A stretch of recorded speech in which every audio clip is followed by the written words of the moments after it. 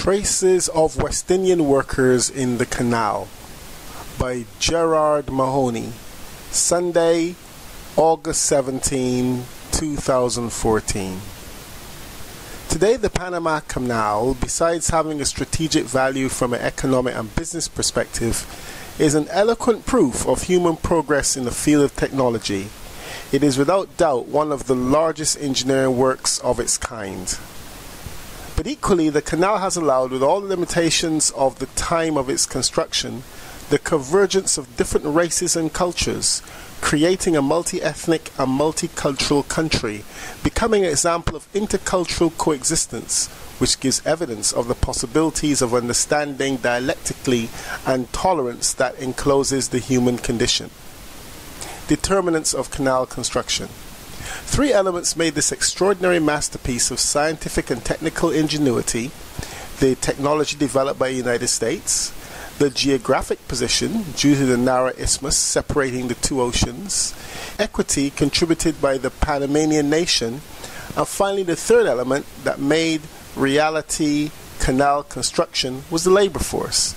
The tireless work of thousands of men who beat yellow fever, malaria, landslides, explosions of dynamite, inclement weather, and a segregated labor and social regime to see the culmination on August 15, 1914 of the Great Panama Canal. Mostly were thousands of men from Barbados, Trinidad, Martinique, St. Lucia, Guadeloupe, Jamaica, and Grenada, among other Caribbean islands, which reached the isthmus to help with blood, sweat, and their lives to make the canal a beautiful reality that continues to meet better than ever its strategic role as a point of articulation of world trade, thanks to the professional and efficient work developed in the operation of functioning of the pathway, an important part of the descending generations of workers excavating the Panama Canal. Sharing benefits. The United States conducted by the large financial investment for the construction of the road over the years that controlled, managed to capture the direct and indirect benefiting millionaires produced from the huge profits and also recovering their original investment. Panama, after a generational struggle for sovereignty over its entire territory and control of its main resource, finally reaches the Torrijos-Carter Treaties, their historic dream, and from the year 2000 the country has been getting the benefits entitled to it for its privileged geographical position. And today, you are about to see completed under this administration the beginning of a new stage of exploitation of its geographical position through a more modern and appropriate for the current conditions of the world economy mechanism, as in the expansion of the canal. West Indian workers are those who have not yet been properly rewarded. The hardness of the period of construction of the road, the system of segregated life, discrimination, injustice of the judicial system of the canal zone, and the rejection and xenophobia by important sectors of the Panamanian society has a debt to these Caribbean brave men. The testimony of a worker of the time reflected in the work of Lancelot Lewis, the West Indian in Panama. He dramatizes the construction as follows. During those days, torrential rain, they regularly forced us to work in the rain 8 hours to meet regulations. Our situation was a kind of semi-slavery. There was no one to turn to. We had to accept the risk of losing everything. In most cases, the food was poorly prepared, almost raw.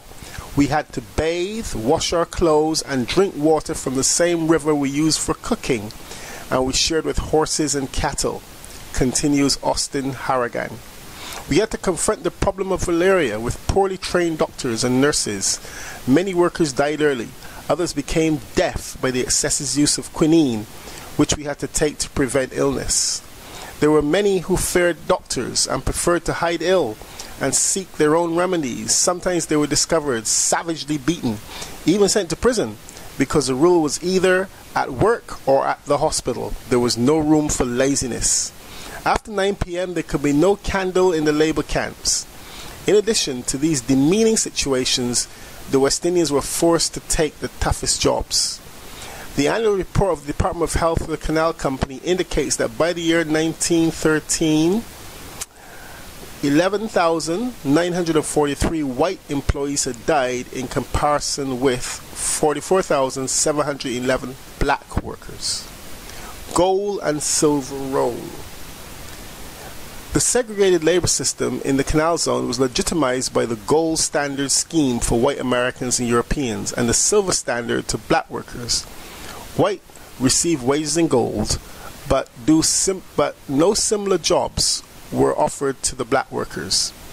They were separated in their communities, homes, restaurants, hospitals, warehouses, and some services like mail.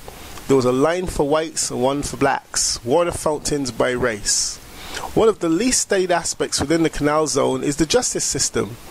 The stories and cases that were collected by Julie Green in the book The Canal Builders clearly shows how the system ensured order and productivity in the area, ensuring that the weight of the law was always severe and differential in the case of West Indians. Disproportionate sentences and fines assured the Canal Company free labor for the difficult and dangerous tasks. These inhumane conditions in which the West Indian worker actually endured in the canal were gradually reversed by the organized actions of workers in the canal.